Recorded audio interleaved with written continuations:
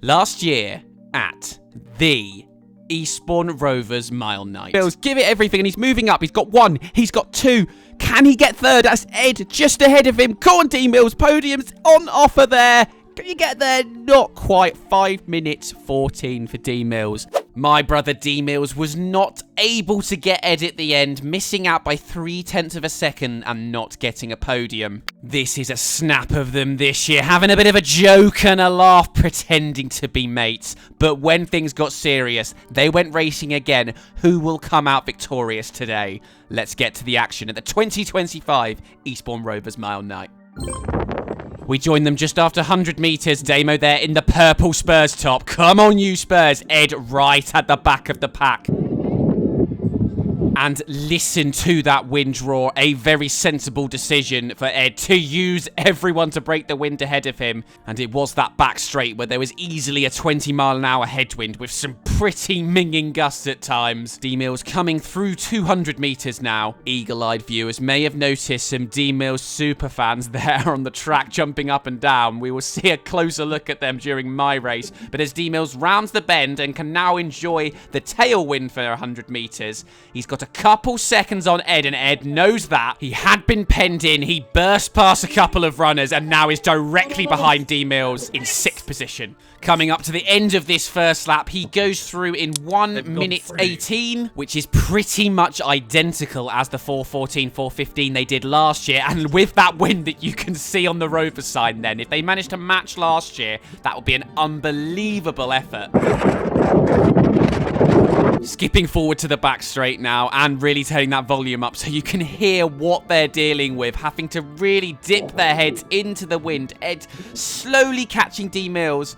It's panning round now to the leaders. Lead guy there, Bieber, is the pacer. So Alfie behind in the red vest is leading the high runner from Hastings, setting a blistering pace in this opening 800 metres. Can he hold on? As 3rd comes around the corner, and then D Mills comes into shot in 4th position there. And Damo now with a little bit of breathing space, with the young chap falling back being between him and Ed. And as he comes past me, he doesn't look too shabby. As they go through 800 metres, 2 minutes 40, a 1 minute 22 lap, so definitely slowing up somewhat. And if they run a completely even split, a 5 minute 20 will be on the cards. Coming back onto the back straight, and Ed has moved himself into position right behind D Mills. And it looks like D Mills is really struggling in this 3rd lap. Is Ed going to sit there for now, or will he decide to move through? He's looking like he thinks Damo's going a little bit slow for his liking, and Ed moves up on the outside. He moves through the neck and neck for now, but no, he takes the lead. Can D Mills stick with him? As we go through 1 kilometre in around 3:22. Will Ed now push hard round this bend to break Damo so he can't get that slipstream on the last lap? As they round the bend, Damo's just about clinging on, and look how hard Ed is working to keep the Passion Prince behind him. Damo's just glancing down at his watch out for a Sunday stroll. Push, my boy! Come on, Bale, imagine you're chasing Mike on. But Ed has definitely bridged himself a couple of seconds there, using that tailwind expertly. And as it looked, we did slow drastically there. Another 4 seconds, a 1:26 lap. And Damo's now going to have to do his quickest lap of the whole race, a 1:16 or quicker to go sub 5:20. As Ed continues to hammer for home and put meters on D Mills. Is there anything left under D Mills' hood?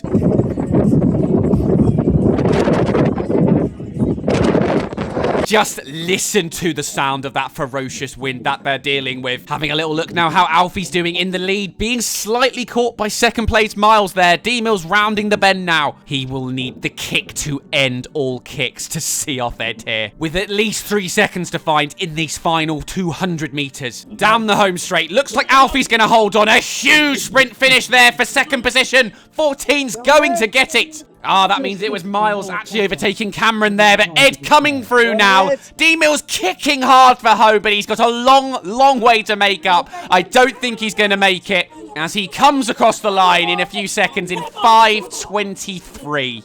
And there are the official results. Alfie just about holding on, but very close with a second between 1st and 3rd. Ed back in 4th with a 5 minute 20, and D Mills 3 seconds behind, trying his best, but he couldn't quite get him again with a 5:23. We go again next year. But now to my race. This is last year Ant ahead of me on the right there. I was chasing him down, but I couldn't quite get to him. 5:04 for Ant and a 5:05 for me, where we came 11th and 12th in the under 15s and 17s Olympics, where they were doing, I think someone did a 4:30 in our race. We've let those guys have their own race this year, and we've got a nice close and competitive field to push each other along. A runner I know is also in this race called Isaac in the blue vest, you'll see. And I will just be trying to stick with Ant as much as I can. I know he will be going for that sub 5. That is what I want too. But in this wind, it is going to be so bloody hard. We will try our best. But if I'm anywhere near Ant at the end, he's done some filthy sessions around this track this year, I will be happy. Let's go. Underway, and you can see Ant just ahead of me, and I'm stalking him. I'm trying to stay behind him in the second lane. In the blue vest, number 4. That's Isaac just ahead, and we're going off hard here. Briefly getting towards 2:30 per kilometre. We need to average 74 second laps or 3:07 per kilometre to break 5 minutes here. Let's really enjoy that wind in our face now. Lovely stuff. I notice Ant and Isaac getting away from me a little bit. They've got a little bit of a Rovers train behind them, so I push on through to get right up behind them. Coming through the bend, Ant is on the shoulder of Isaac and taking the lead. I was quite happy to stick behind Isaac for now, though, as the second Rover also makes his way through. B-Bet pacing out front. Ant having a huge surge down here. He's put 3 or 4 seconds on us at least. Here's the battle for third. I'm in 4th position behind Isaac. And it's not until I poked my head around Isaac here that I realised quite how far Ant had got ahead of me. So I surged on through at the end of the first lap. We go through in about 75 seconds, so it's about a second slow. I knew I was slightly off pace. And Ant has done an absolute number on us, surging with that tailwind. Looked on his Strava to 2:40 per kilometre when we were going along at around 3:05 a kilometre. And there's a lot of work to do to get anywhere near him now. And we've got another Rover to go through as well before that. And myself in the yellow Spurs top has managed to get myself a choo-choo train lining up behind me, breaking the wind for them in this current battle for the podium. Coming around the bend to get out that blasted headwind.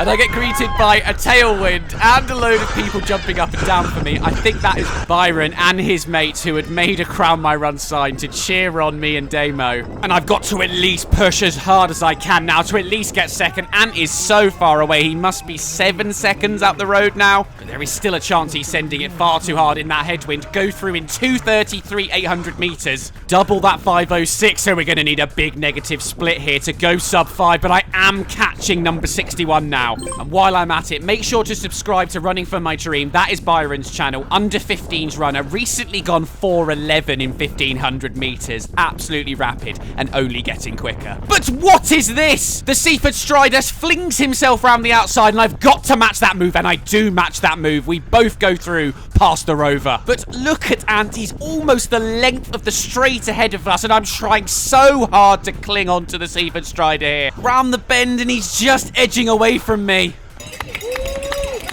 Come on, Mills. Let's go, mate. Come on.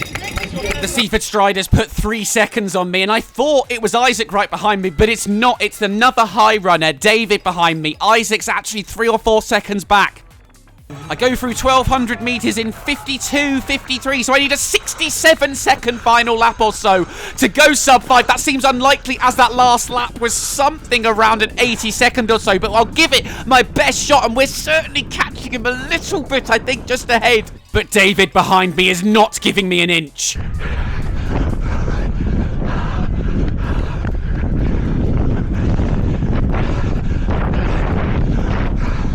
Oh my golly gosh, the wind down that straight was like the eye wall of a hurricane, but I'd managed to gain quite a lot of time at the end of it. And as I entered the final 200 metres, I felt like I did just about have a bit of a kick in me, but do I leave it right to the end or go now? I decided to kick just before the bend finished so he couldn't get any momentum on me on the straight, and I go past into second position. Ant comes flying through, an absolute mile ahead of us. Watch the time, 4:56, 4:57, 4:58. He's gone sub 5. Absolutely sensational, but what's happening in the battle for second? I'm absolutely motoring down the finishing straight, but I've got the high runner to my left. We're matching stride, but he's got another gear. I'm at 2:30 a kilometre. He must be 2:10 a kilometre briefly. Look how much we're both trying as we come across the line in 5:09, 5:10-ish. Isaac with a big old kick at the end to come home in 5:13. That's Will there coming home in 5:17, 5:18-ish. Nice one, mate. And there I am congratulating David for that naughty, naughty kick.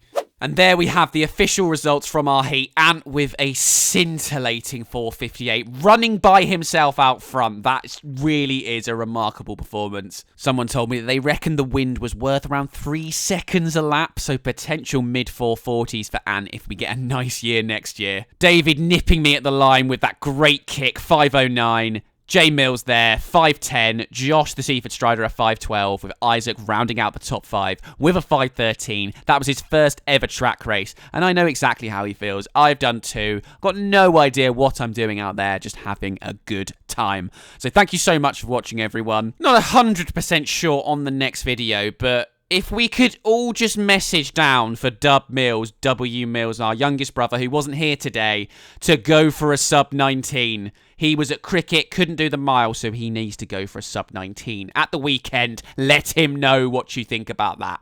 Cheers, everyone. I'll see you soon.